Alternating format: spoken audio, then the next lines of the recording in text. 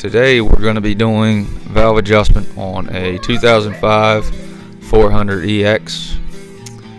This is just going to be kind of a quick instructional video, kind of help you out, give you a couple pointers maybe. If there's any questions, I'll be happy to answer them. But we're just going to start by pulling the plastics off.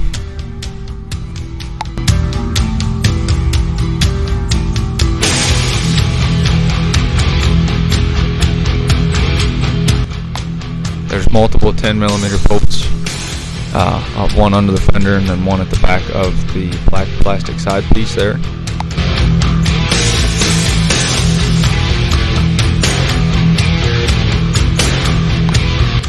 On the factory hood, it just pops right out. You just grab it, kind of like I just did, and just pull on it. It should pop right out. This is the mare hood, so it actually has 2 screws with push-in nut inserts. And then I put the push pins up here. They want you to bolt it, but I didn't really like the idea of the small Phillips with nuts on the backside.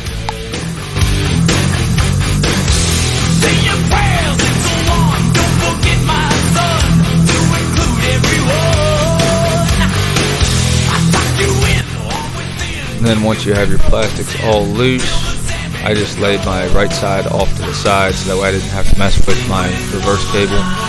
And then you should be able to pull your fuel tank off.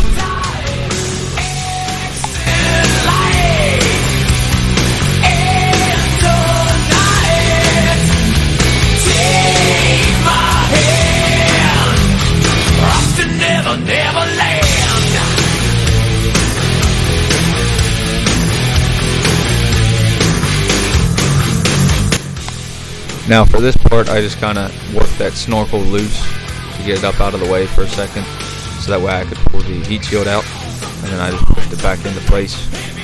You could pull the entire air box if you wanted to, depending on how you look at it, it might be easier. And then we're going to pull the caps off of the valve cover. As you can see them there, there's 2 on each side, and I believe it was a 24mm socket. And I'm using compressed air to clean off the area so I don't get any dust or dirt down in the valves.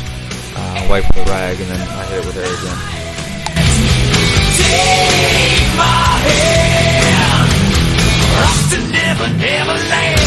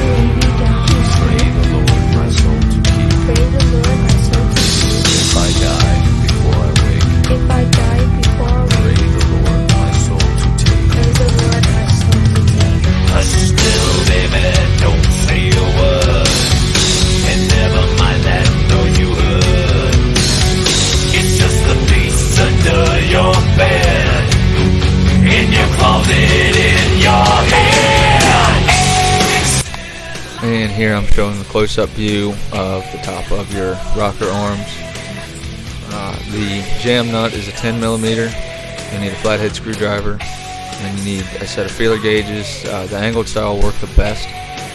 4/1000 on the intake, 5/1000 on the exhaust. And now we're going to pull the engine plugs. The big one is a 10mm Allen, and the little one is a 6mm Allen. You're going to pull those off, both of them, and behind the big one is going to be your crank bolt. It should be, I think, a 15mm socket, and you just rotate the motor over until you find top dead center in your top window there, and then you're ready to adjust your valves.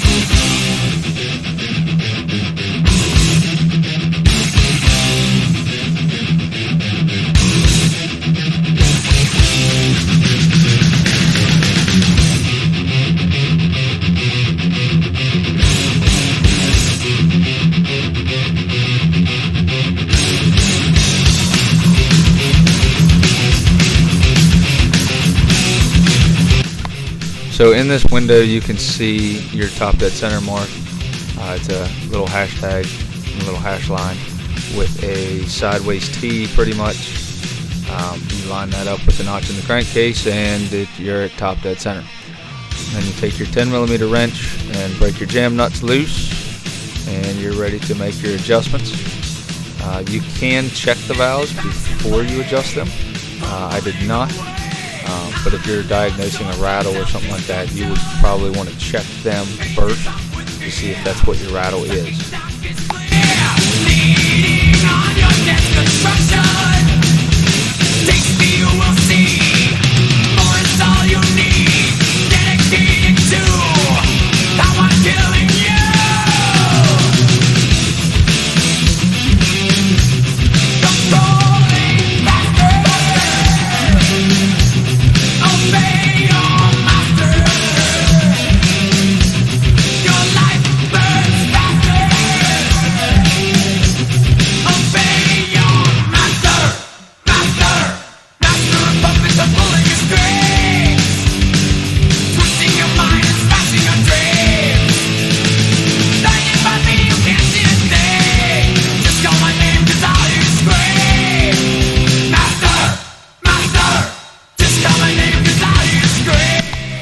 Now that you've got all your valves adjusted up, you can go ahead and put your plugs back in, tighten them down, but not too tight. They are just cast aluminum, so they could strip very easily. So tight enough to make a good seal on the O-ring.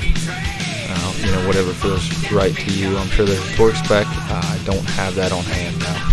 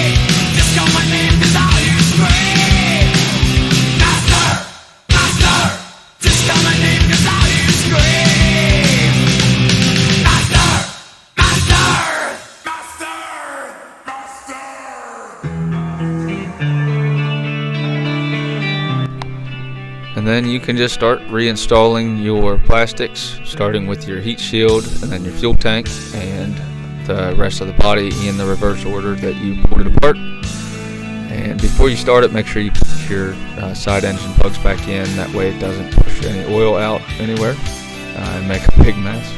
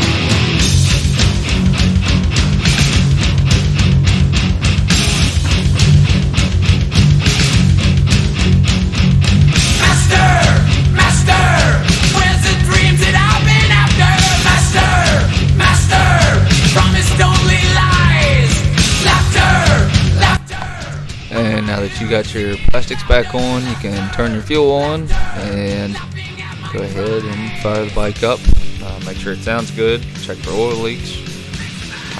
That's what I was doing right here. And this bike actually still had a pretty good rattle, so I'm going to be digging into the motor a little deeper to find out what the issue is, whether it be timing chain or something else.